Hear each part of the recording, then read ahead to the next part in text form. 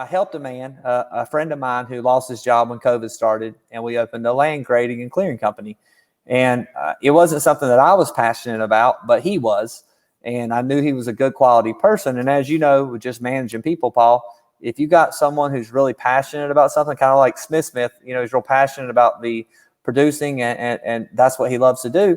Well, I always say, like, you got to let your horses run. You can't hold people back at what they're really good at. And if you can find something someone's really passionate about and good at, and you can help them do it, then you really should. And it'll be beneficial to you too. So obviously I make money off the deal. But my point is we took in in the last 3 days since the election, he took in a job for a big company who makes brake pads nationwide. Well, he took in a job for them doing clearing out for a new parking lot they're building. It's a $10,000 job. He took in a job. A family moved down from New York, had a lot of trees they wanted to go on. It was $20,000 job. I even thought it was high, and the lady said, "Hey, expensive to you may not be expensive to me." And I was like, "Well, that's a good point." I was like, "I could talk about that on the podcast." Well, and then we had another lady who was moving from Charlotte, trying to get out of the inner city. A small deal was like a $3,000 deal. Then we had another job, a big job. There was another one that was around 20. So it was just like in 3 days, we sell, almost $60,000 in work. So my encouraging words to everybody in the car business is, not everyone is worried about politics. People are still going to live their day-to-day life. And so if you start using that as an excuse, you're going to suck, you're going to fail. You're not going to sell cars. You're not going to sell anything, because you've already decided that people don't want to spend money. So anyway, I'll let you jump in for a minute, Paul. But what I was thinking we talked about today was just some things you can control, and then why you should, and then also, not everyone is you. What Paul Sullivan's worried about, Smith may not be worried about. Billy Merritt may not be worried about. Billy's out selling today in Tennessee. He's not worried about what everyone else is worried about. He's going to go out and realize that there's still people who want to do business, who want to excel, who haven't given up, and who aren't worried and scared and sitting in a corner. So anyway, what are you seeing? What are you seeing going on, Paul? I really do. I agree with you that if you sit around and hold back, then really the economy just comes to a standstill. That doesn't help anybody. I mean, it really doesn't. And we're not saying, go spend money that you don't have. We're not saying that. But we're saying, you have to continue to do business. The world's going to continue. It doesn't matter who wins the presidency, who wins your Senate race, all that kind of stuff. You have to do business. You have to continue to live your life. And one of the main things that, we always talk about here in our business is, no matter what the economy is, no matter, if the weather's good, the weather's bad, all that kind of stuff. There's a couple things that we always look at it. If you think of these two things, and it's a little bit dirty because I've had it for a while, but we do this, hard work. Hard work. It doesn't matter what the economy is. It doesn't matter what the weather's like, what state you're in, how much money you have. Hard work, and then you flip it around and you sacrifice. So if you'll sacrifice and you'll do hard work, then things are going to happen for you. Now, there's one other word that we actually do an exercise here in the office that I use with the ninjas. And I talk to them. Those are our text ninjas, employees that we have here in the call center.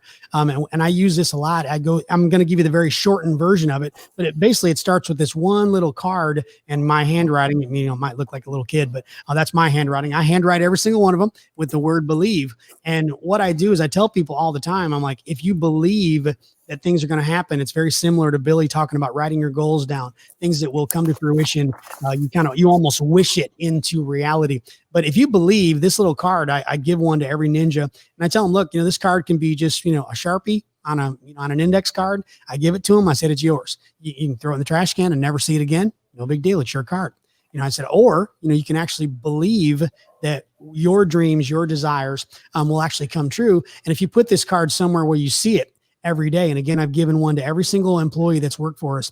I tell them, put it on your bathroom mirror, put it on the dashboard of your car, things like that, so that you see it every day. And it reminds you that if you'll believe in those goals, that things actually can happen. And so again, going back to, you got to sacrifice to make those goals happen.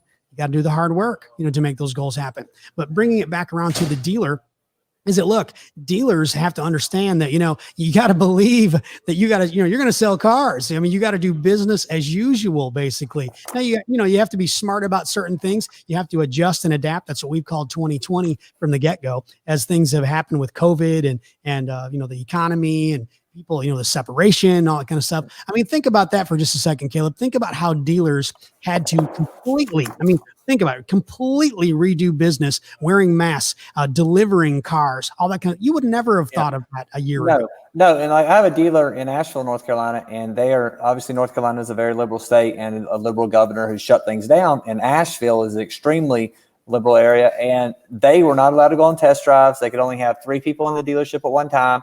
So he's like, we couldn't even have a salesman, a sales manager and a finance manager in with a customer at the same time, because we could only have 3 people inside. He's like, so we had to kind of like, he said, and the bad part is there was people watching trying to turn them in, so he's like, they were basically having to work outside. And, it's like, you can't build value in a vehicle when you can't go on the test drive and get the customer excited about it. So it became all about just a price transaction, and which obviously hurt profits, because there was no emotional, there was no selling involved. It was just order taking and taking numbers. So it impacted him. But, while you were talking, that's what I was doing, was just making a little list here. Right. And on that little list, a little pyramid, it's, hey guys, a lot of people depend on everybody, so I was thinking, I've told people before, hey, I'm not going to pay 60% taxes. I'll just shut everything down. But the problem with that is and that's the problem with a lot of people's logic, is if big companies give up and shut down, then the owner of the companies are still going to be just fine, Paul. They're going to, they already have the resources put away. They're going to be just fine. Sure. If I said today, Paul, I said, Caleb, you know what? I don't want to, I'm not, whatever this ends up being, I'm not working for the next 4 years. Well, I'm going to be fine. The problem is, Paul, is I was looking at my list, the 50 people that depend on me to sell at BMM, it's going to, it could hurt them some, right? Exactly. The people that work for me at Propaganda, it could hurt them. They're not going to have their jobs. The people that work for me on the land clearing, they're not going to have a job. The people that work for me with the kennels, they're not going to have a job. The horse trainers, like I wrote down, like the nanny, the barn help, the land help, the people that cut the grass, the pool, the laundry. Caleb, it's no wonder you have anxiety.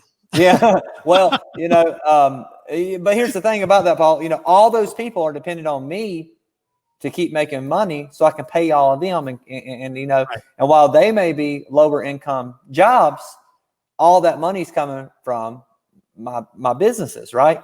And that's the same way, guys, right now. If you're a general manager in your store, or you're the car dealer in your store, everyone that works for you is depending on you, Paul. Everyone is counting on you to have clear leadership, to be focused and have a plan for success. Because if this dealership was to, start struggling, you're still going to be okay. But a lot of other people, and it's not just the people you see, it's not just the people in the store or in the office working for you, Paul, or like I said, in a dealership setting, it's everybody that they also are handing money off to for goods and services.